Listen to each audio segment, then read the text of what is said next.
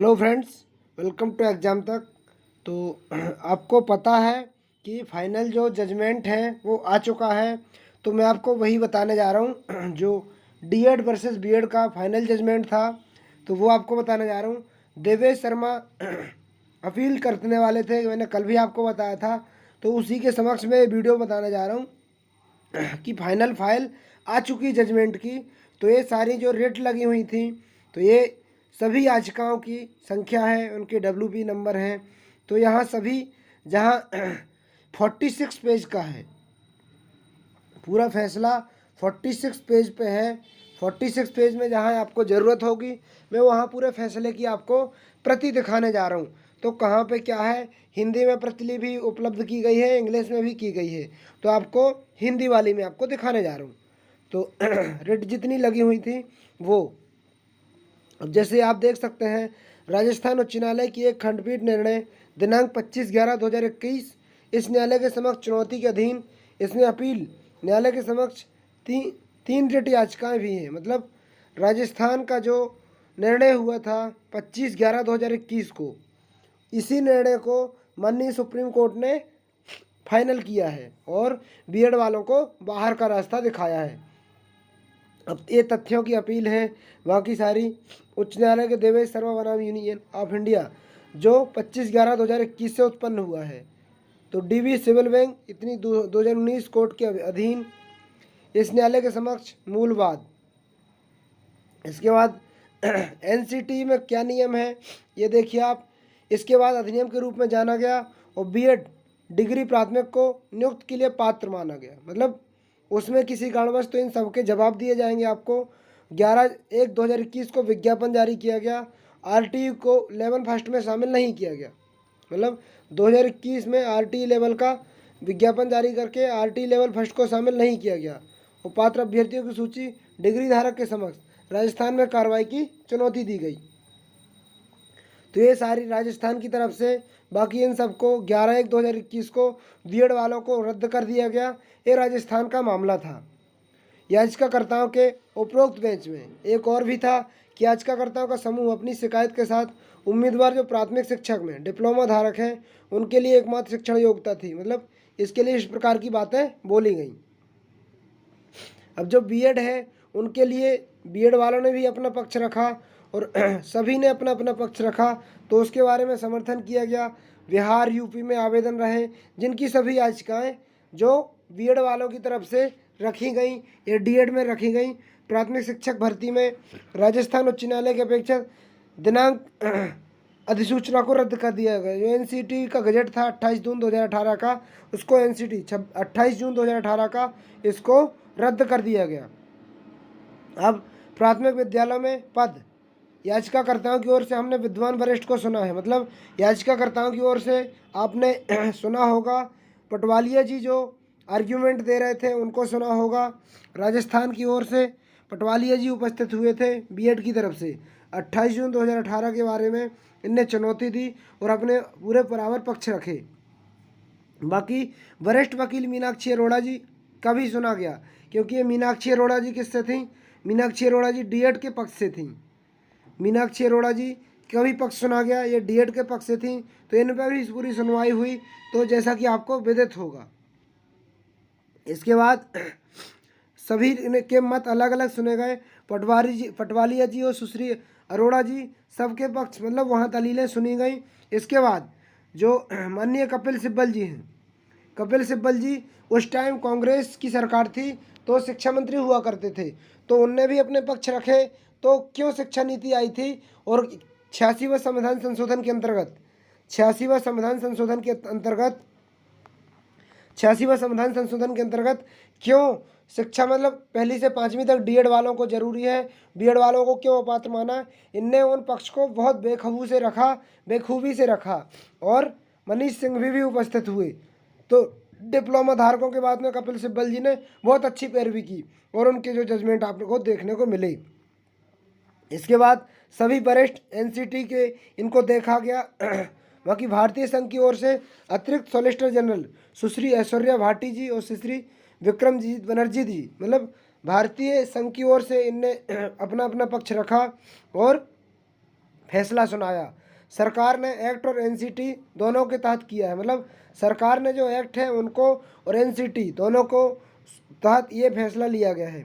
सुनवाई के दौरान न्यायालय में पारित किया गया कि बोर्ड को स्वतंत्रता प्रदान करते हुए विभिन्न राज्यों के हितधारक माध्यमिक शिक्षक हस्तक्षेप करते हुए अंतरिम दायरे में सुनवाई चल रही है।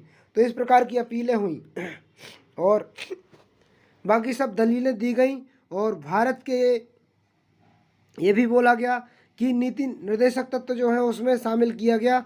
बाकी ऑस्टिन भाग 3 भाग 4 कहते हैं संविधान की अंतरात्मा 4 के अनुरूप बच्चों के लिए अनिवार्य सामाजिक एक हिस्सा भी है। बच्चों की प्रारंभिक शिक्षा आज मौलिक अधिकार है। इसमें 6 से 14 वर्ष के बच्चों के लिए मुक्त अनिवार्य शिक्षा पाने के लिए ये सारी बातें हुई। प्रारंभ में गुणवत्तापूर्ण शिक्षा होनी चाहिए, न कि केवल एक बिजनेसमैन टाइप की। ये 86वां संविधान संशोधन सभी ने पढ़ा होगा, इसके बारे में मुझे बताने की ज़्यादा आवश्यकता नहीं है, लेकिन जो फैसला दिया गया है वो सबको सोच समझ करके दिया गया है। देख सकते हैं निःशुल्क अनिवार्य शिक्षा का भी जिक्र हुआ है, सभी के बारे में सोचा गया है। ऐसा नहीं कि डायरेक्ट फैसला सुना दिया, सब के बारे में बेखूबे से 7 महीने का इंतजार किया। 83वां संविधान संशोधन, 86वां संविधान संशोधन, सब में बात हुई। शिक्षा की गुणवत्ता एक सुझाव दिया होना चाहिए, इसको भी देखा गया। 86वां संविधान संशोधन पर पूरी बात हुई और ये अपने अपने पक्ष और विपक्ष की सारी चीज़ें रखी गई। और डीएड क्या है इसके बारे में बात हुई, बीएड क्या है इसके बारे में बात हुई। तो ये चुनौती हुई, आप देख सकते हैं। बाकी आप भी पढ़ते जाइए, इसका पूरा 46 पेज का नोटिफिकेशन मैं आपको बताने जा रहा हूँ।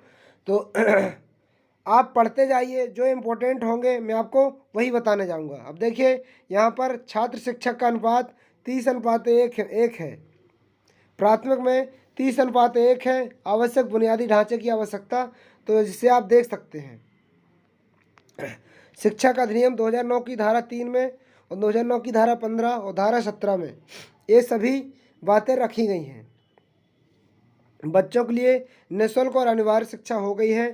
तो ये सभी चीज़ें, जैसे देखिए वहाँ पर फैसला देने के पहले लिखा है कि अमेरिका शिक्षाविद या अधिकार अपने लिए क्या लिखते हैं, टीचर इन अमेरिका। अमेरिका का कहना है शिक्षण खोई हुई कला नहीं है, बल्कि प्रीति सम्मान की खोई हुई परंपरा है।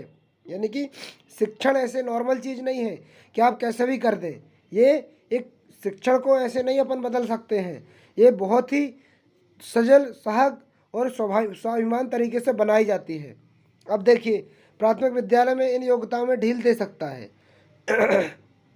तो इसके लिए ये बोला गया है केंद्र सरकार की तरफ से जो सारी चीज़ें हैं योग्यता के लिए। देखिए यहाँ डायरेक्ट लिखा गया है 4 वर्ष की अवधि में जो बीएलएड है, देखिए जो बीएलएड है उसको मान्य किया गया है।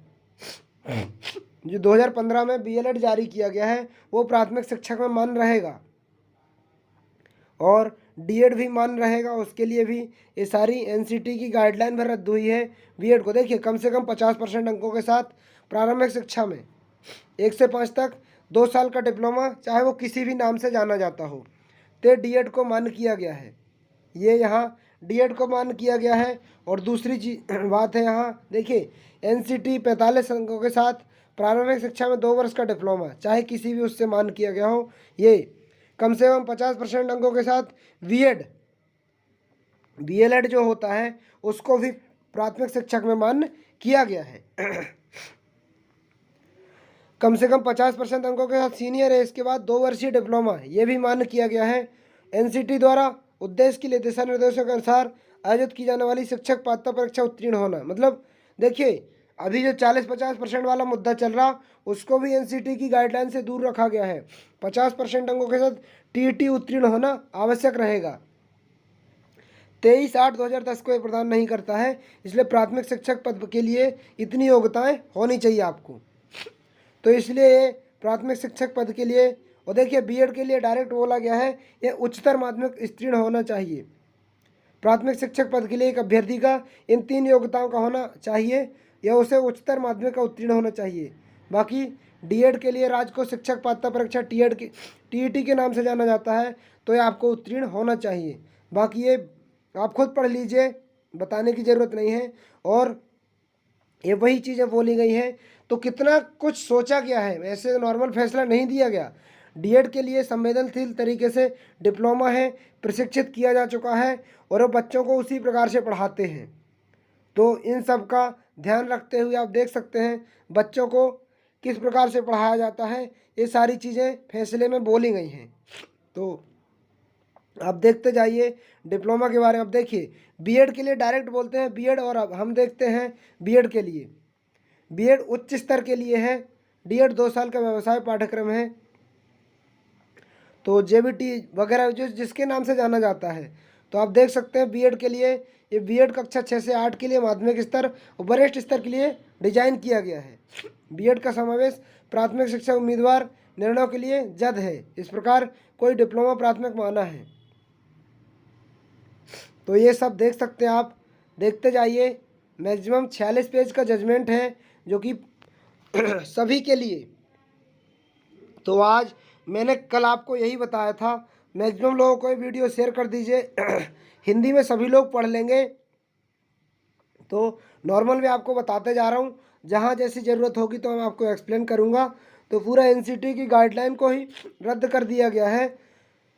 उसी के तहत में पूर्ववर्ती पैराग्राफ में बीएड योग्य शिक्षक नहीं थे, मतलब बीएड योग्य शिक्षक नहीं थे, उसके बारे में यही बताया गया है। क्यों नहीं थे उसके बारे में भी बताया गया। तो आपको चिंता करने की ज़रूरत बिल्कुल भी नहीं है। जो कई लोग के कमेंट आ रहे हैं कि जिनकी नियुक्ति हो गई है वो लोग बाहर होंगे नहीं होंगे, तो चिंता मत कीजिए। जिनकी नियुक्ति 2019 के बाद हुई है वो मैक्सिमम लोग, हर हाई कोर्ट में केस लड़ा जाएगा और सभी लोग बाहर होंगे। तो आपको चिंता करने की ज़रूरत बिल्कुल भी नहीं है, क्योंकि तमाम सबूतों को मद्देनज़र रखते हुए और सुप्रीम कोर्ट ने ये डिसीजन दिया है। आप सारी चीज़ें पढ़ सकते हैं। ये जो आया है इसमें हर चीज़ को बखूबी से लिया गया है, समझा गया है। 12 जनवरी 2020 को केवीएस के लिए भी बोला गया है। 12 जनवरी 2020 को 2023 को ये फैसला सुरक्षित किया गया था। फाइनली 6 से 7 महीने बाद ये फैसला आया है। तो सब कुछ सोचने के बाद आया है, ऐसे जल्दबाजी में फैसला नहीं दिया गया। तो आप बिल्कुल चिंता मत कीजिए, डीएड और टेट पास इनको नौकरी मिलेगी। और अभी सब कुछ आगे बहुत बाकी है, सब आपको देखने को मिलेगा। तो 46 पेज का जजमेंट है ये। तो पूरा जजमेंट मैं आपको दिखाने जा रहा हूँ और फाइनल फैसला भी मैं आपको दिखाऊंगा। अभी मैंने डीएड बीएड के लिए पूरी चीज़ आपको बताई, जो इम्पोर्टेंट रूप से थी। सबके बारे में बराबर, देखिए सबके बारे में बराबर रखा गया है, बराबर बात हुई है और सबके तर्क सुने गए हैं, वितर्क सुने गए हैं। मैंने आपको बताया पटवालिया जी ने भी जो केस लड़ा बीएड की तरफ से, उनके भी तर्क सुने गए हैं, और डीएड की तरफ से कपिल सिब्बल जी, उनके भी तर्क सुने गए हैं। सभी के बारे में बराबर महत्व दिया गया है। सरकार को साइड में करके ये फैसला दिया गया है कि इसमें किसको आवश्यकता है, बच्चों के हित का फैसला है, बच्चों के हित में ये फैसला लिया गया है।